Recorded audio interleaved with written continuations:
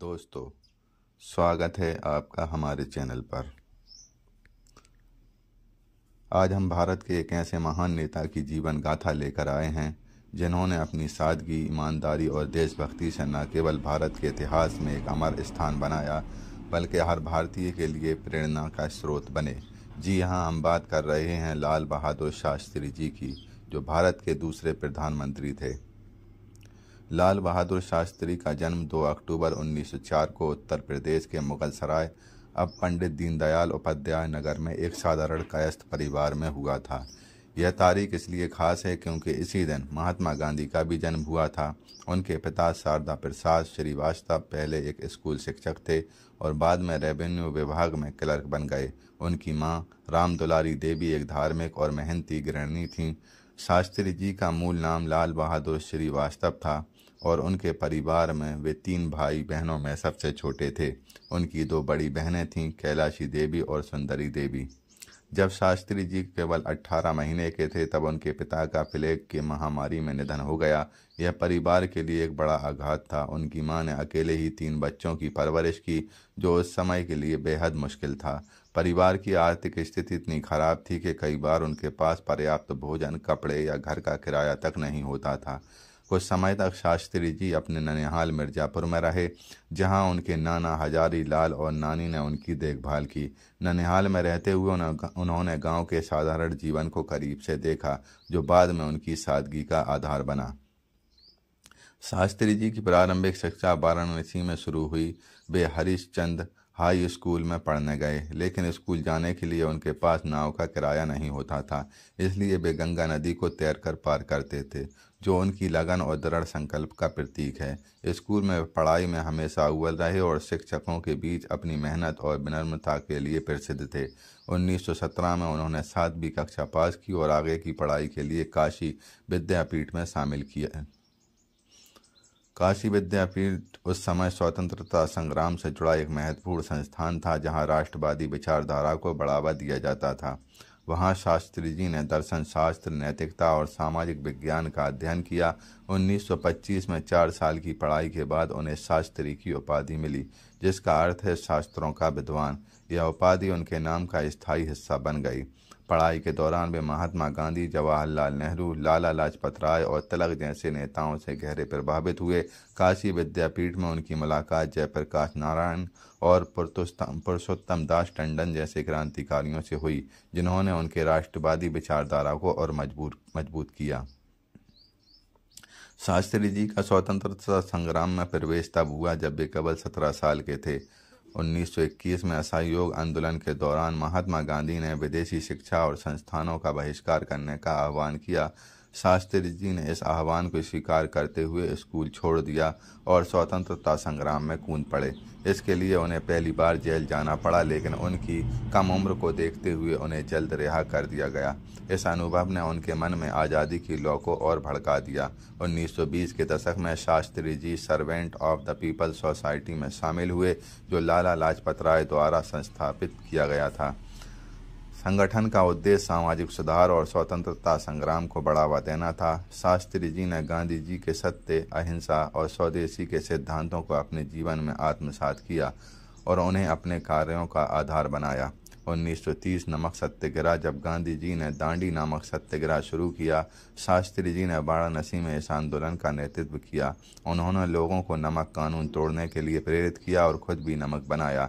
इसके लिए उन्हें 2 साल की सजा हुई। जेल में रहते हुए उन्होंने रामचरितमानस और गीता का अध्ययन किया, जिसने उनकी आध्यात्मिकता को और गहरा किया। 1940 में व्यक्तिगत सत्याग्रह, गांधी जी के व्यक्तिगत सत्याग्रह में शास्त्री जी ने हिस्सा लिया, फिर से जेल गए। इस दौरान उन्होंने जेल में अन्य स्वतंत्रता सेनानियों को संगठित करने का काम किया। 1942 में भारत छोड़ो आंदोलन, यह शास्त्री जी के जीवन का सबसे महत्वपूर्ण आंदोलन था, जब गांधी जी ने करो या मरो का नारा दिया। शास्त्री जी ने वाराणसी और आसपास के क्षेत्रों में आंदोलन को फैलाने में महत्वपूर्ण भूमिका निभाई। वे भूमिगत रहकर स्वतंत्रता सेनानियों को संगठित करते थे और अंग्रेजों के खिलाफ प्रचार सामग्री बांटते थे। इस दौरान उन्हें फिर से गिरफ्तार किया गया और कई साल जेल में बिताने पड़े। शास्त्री जी ने अपने जीवन में कुल 9 साल जेल में बिताए। जेल में रहते हुए उन्होंने कई किताबें पढ़ीं, जैसे जवाहरलाल नेहरू की discovery of India, Rabindranath Tagore की कविताएं, कार्ल मार्क्स के सिद्धांत और जॉन स्टुअर्ट मिल जैसे पश्चिमी दार्शनिकों की रचनाएं।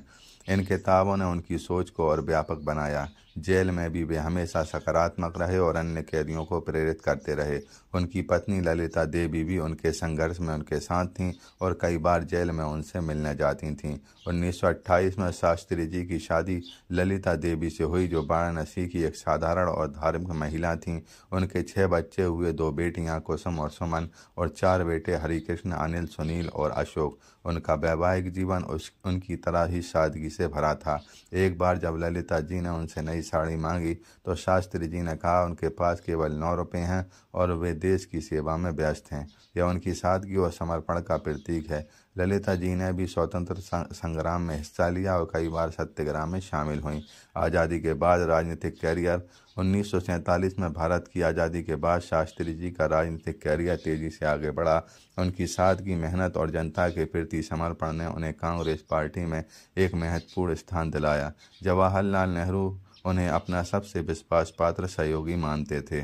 1937 में शास्त्री जी उत्तर प्रदेश विधानसभा के लिए चुने गए। वे गोविंद बल्लभ पंत की सरकार में संसदीय सचिव बने। इस दौरान उन्होंने ग्रामीण क्षेत्रों में शिक्षा और स्वास्थ्य सेवाओं को बेहतर बनाने के लिए कई छोटे छोटे सुधार किए। 1947-1951 आज़ादी के बाद वे उत्तर प्रदेश में पुलिस और परिवहन मंत्री बने। इस दौरान उन्होंने पुलिस प्रशासन में पारदर्शिता और अनुशासन लाने के लिए कई सुधार किए। सबसे क्रांतिकारी कदम था महिलाओं को बस कंडक्टर के रूप में नियुक्त करना।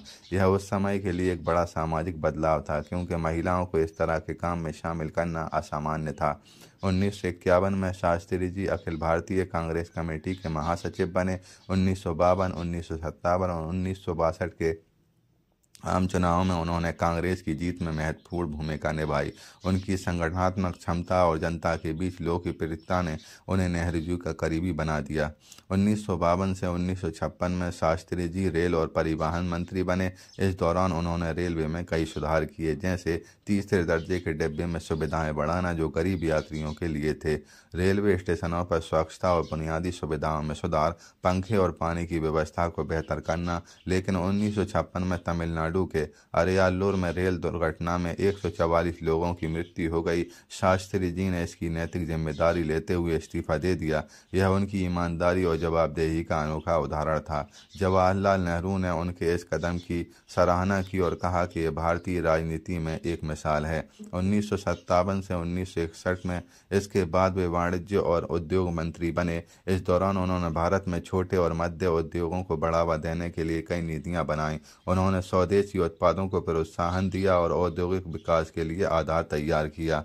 1961 से 1964 में शास्त्री जी गृह मंत्री बने। इस दौरान उन्होंने कई महत्वपूर्ण काम किए। असम में भाषा आंदोलन को शांत करने में महत्वपूर्ण भूमिका निभाई, जो हिंदी और स्थानीय भाषाओं के बीच तनाव के कारण भड़का था। आधिकारिक भाषा अधिनियम 1963 को लागू करने में मदद की, जिसने हिंदी और अंग्रेजी को प्रशासनिक भाषा के रूप में मान्यता दी। पुलिस सुधारों को लागू किया, जिससे पुलिस प्रशासन में पारदर्शिता बढ़ी। नेहरू जी शास्त्री जी को अपना उत्तराधिकारी मानते थे। उनकी सादगी और कार्यकुशलता ने उन्हें हर स्तर पर लोकप्रिय बनाया। 1964 में जब नेहरू जी का निधन हुआ, तब कांग्रेस पार्टी में कई बड़े नेता थे, जैसे मोरारजी देसाई और कामराज। लेकिन शास्त्री जी की सादगी और सभी को साथ लेकर चलने की क्षमता के कारण उन्हें प्रधानमंत्री चुना गया। 27 मई 1964 को जवाहरलाल नेहरू के निधन के बाद 9 जून 1964 को लाल बहादुर शास्त्री भारत के दूसरे प्रधानमंत्री बने। उनका कार्यकाल केवल 19 महीने 9 जून 1964 से 11 जनवरी 1966 का था, लेकिन इस छोटे समय में उन्होंने कई ऐतिहासिक फैसले लिए और भारत को कई संकटों से उभारा। उस समय भारत कई चुनौतियों से जूझ रहा था। खाद्यान्न संकट, देश में अनाज की भारी कमी थी और भारत को अमेरिका से PL 480 के तहत गेहूं आयात करना पड़ता था। आर्थिक तंगी, आज़ादी के बाद भारत की अर्थव्यवस्था कमज़ोर थी और औद्योगिक विकास धीमा था। पाकिस्तान के साथ तनाव, कश्मीर को लेकर दोनों देशों के बीच तनाव बढ़ रहा था, जो 1965 में युद्ध में बदल गया। 1965 में भारत में भयंकर खाद्यान्न संकट था। लोग भुखमरी का सामना कर रहे थे और देश अनाज के लिए विदेशों पर निर्भर था। शास्त्री जी ने जय जवान जय किसान का नारा दिया, जो सैनिकों और किसानों को सम्मान देने के साथ साथ देशवासियों में नई ऊर्जा भरने वाला था। उन्होंने हरी क्रांति को बढ़ावा दिया, जिसके तहत उच्च उपज वाली फसलें, रासायनिक उर्वरक और आधुनिक सिंचाई तकनीकों का उपयोग शुरू हुआ। इसके लिए उन्होंने कृषि मंत्री सी सुब्रमण्यम और वैज्ञानिक MS स्वामीनाथन जैसे विशेषज्ञों का पूरा समर्थन किया। हरी क्रांति ने भारत को 1970 के दशक तक खाद्यान्न में आत्मनिर्भर बनाने में मदद की। गेहूं और चावल का उत्पादन कई गुना बढ़ गया और भारत ने अनाज आयात पर निर्भरता कम की। शास्त्री जी ने डॉक्टर वर्गीज कुरियन के साथ मिलकर राष्ट्रीय डेयरी विकास बोर्ड को समर्थन दिया। यह सफ़ेद क्रांति का आधार था, जिसने भारत को दूध उत्पादन में विश्व के शीर्ष देशों में शामिल किया। आणंद मॉडल इसकी सबसे बड़ी सफलता थी। गुजरात के आणंद में शुरू हुआ यह सहकारी दूध उत्पादन मॉडल पूरे देश में फैला और लाखों किसानों को आर्थिक रूप से सशक्त बनाया। शास्त्री जी ने खुद गुजरात का दौरा किया और अमूल के काम को देखा। उन्होंने पूरे देश में लागू करने का निर्देश दिया। 1965 का भारत पाकिस्तान युद्ध। अगस्त 1965 में पाकिस्तान ने ऑपरेशन जिब्राल्टर के तहत कश्मीर में घुसपैठ शुरू की। इसका मकसद कश्मीर में विद्रोह भड़काना था। शास्त्री जी ने इसका कड़ा जवाब दिया। उन्होंने भारतीय सेना को पाकिस्तान की सीमा में प्रवेश करने का आदेश दिया। भारतीय सेना ने लाहौर, सियालकोट और रण ऑफ कच्छ में जीत हासिल की। शास्त्री जी का दृढ़ नेतृत्व, उनकी नीति हम दुश्मन को उसकी धरती पर जवाब देंगे ने भारत को युद्ध में विजय बनाया। युद्ध के दौरान शास्त्री जी ने देशवासियों को एकजुट रहने का संदेश दिया। उनकी सादगी और दृढ़ता ने सेना और जनता का मनोबल बढ़ाया। खाद्यान्न संकट के दौरान शास्त्री जी ने देशवासियों से अपील की कि वे सप्ताह में एक दिन उपवास करें और अनाज की बचत करें। उन्होंने खुद और अपने परिवार से इस अपील का पालन किया। उनकी पत्नी ललिता जी ने बताया, शास्त्री जी कई बार भूखे रहकर देश की स्थिति को समझने की कोशिश करते थे। एक बार उनकी पत्नी ने बताया कि उनके पास केवल एक जोड़ी धोती थी, जिसे वे बार बार धोकर पहनते थे। जब उनकी पत्नी ने नई साड़ी मांगी तो उन्होंने कहा उनके पास केवल 9 रुपये हैं। एक अन्य घटना में जब उनके बेटे ने सरकारी गाड़ी का निजी उपयोग किया तो शास्त्री जी ने उसका किराया सरकारी खजाने में जमा करवाया। यह उनकी ईमानदारी और नैतिकता का प्रतीक है। शास्त्री जी ने रूस के साथ भारत के संबंधों को और मजबूत किया। ताशकंद समझौता इसका उदाहरण है। उन्होंने गुटनिरपेक्ष आंदोलन को समर्थन दिया, जो नेहरू जी की नीति का हिस्सा था। उनकी विदेश नीति संतुलित और शांतिपूर्ण थी। उन्होंने अमेरिका के साथ खाद्यान्न आयात के लिए बातचीत की, लेकिन भारत की आत्मनिर्भरता पर जोर दिया। ताशकंद समझौता। 1965 के युद्ध के बाद शास्त्री जी ने 10 जनवरी 1966 को रूस के ताशकंद में पाकिस्तान के राष्ट्रपति अयूब खान के साथ ताशकंद समझौते पर हस्ताक्षर किए।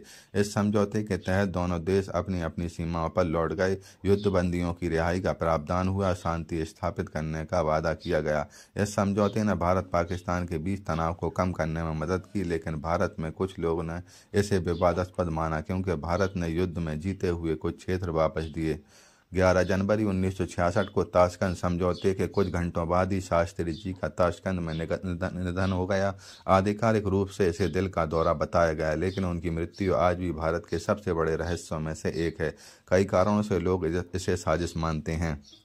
उनकी पत्नी ललिता देवी ने बताया कि उनके शरीर पर नीले निशान और कट के निशान थे, जो सामान्य दिल के दौरे में नहीं होते। उनके शरीर पर कोई पोस्टमार्टम नहीं किया गया, जो उस समय के लिए असामान्य था। भारत सरकार ने इसके लिए कोई स्पष्ट कारण नहीं बताया। शास्त्री जी का निजी डायरी, थर्मस और अन्य सामान उनके परिवार को नहीं लौटाए गए। उनकी डायरी में उनके ताशकंद दौरे और समझौते से जुड़े महत्वपूर्ण नोट हो सकते थे। उनकी मृत्यु के समय कोई भारतीय डॉक्टर या सुरक्षाकर्मी मौजूद नहीं था। उन्हें आखिरी बार जो खाना दिया गया था वह एक रूसी नौकरानी ने परोसा था, जिसके बाद में ललिता जी को संदेह था। शास्त्री जी को पहले कभी भी दिल की बीमारी नहीं थी। उनकी मृत्यु रात में अचानक हुई। उनके निजी सचिव और स्टाफ को उनके कमरे में प्रवेश करने में देरी हुई। 1970 में उनके परिवार और राजनारायण जैसे नेताओं ने उनकी मृत्यु की जांच की मांग की। 1977 में मोरारजी देसाई की सरकार ने राज्यसभा में जांच समिति बनाई, लेकिन कोई ठोस नतीजा नहीं निकला। 2009 में एक RTI के जवाब में सरकार ने कहा कि उनके पास शास्त्री जी की मृत्यु से जुड़ो कोई दस्तावेज नहीं है। यह रहस्य आज भी अनसुलझा है और कई किताबें जैसे Lal Bahadur Shastri, death in Tashkent अनुज धर इस पर सवाल उठाती है। उनकी मृत्यु ने पूरे देश को शोक में डुबो दिया। लाल बहादुर शास्त्री का जीवन सादगी, ईमानदारी और देशभक्ति का प्रतीक है। वे केवल 5 फुट 2 इंच के थे, लेकिन उनका व्यक्तित्व काम विशाल थे। उनकी कुछ प्रमुख विरासतें: सादगी। शास्त्री जी का जीवन सादगी का जीवंत उदाहरण था। वे हमेशा खादी के साधारण कपड़े पहनते थे और कभी सत्ता का दुरुपयोग नहीं किया। एक बार जब उनके बेटे ने अनिल शास्त्री ने सरकारी गाड़ी का निजी उपयोग किया तो उन्होंने उसका किराया सरकारी खजाने में जमा करवाया। उनकी पत्नी ने बताया कि उनके पास केवल 2 जोड़ी धोती और कुर्ते थे, जिन्हें वे बार बार धोकर पहनते थे। तो दोस्तों, लाल बहादुर शास्त्री का जीवन हमें सिखाता है कि सच्चाई, मेहनत और देशभक्ति में कोई भी इंसान इतिहास रच सकता है। उनके छोटे से कार्यकाल ने भारत को आत्मनिर्भरता और सम्मान की नई ऊंचाइयों पर पहुंचाया। उनकी सादगी और ईमानदारी आज भी हर भारतीय के लिए प्रेरणा है। अगर आपको ये वीडियो पसंद आया है तो इसे लाइक करें। मिलते हैं अगली वीडियो में। जय जवान, जय किसान, जय हिंद।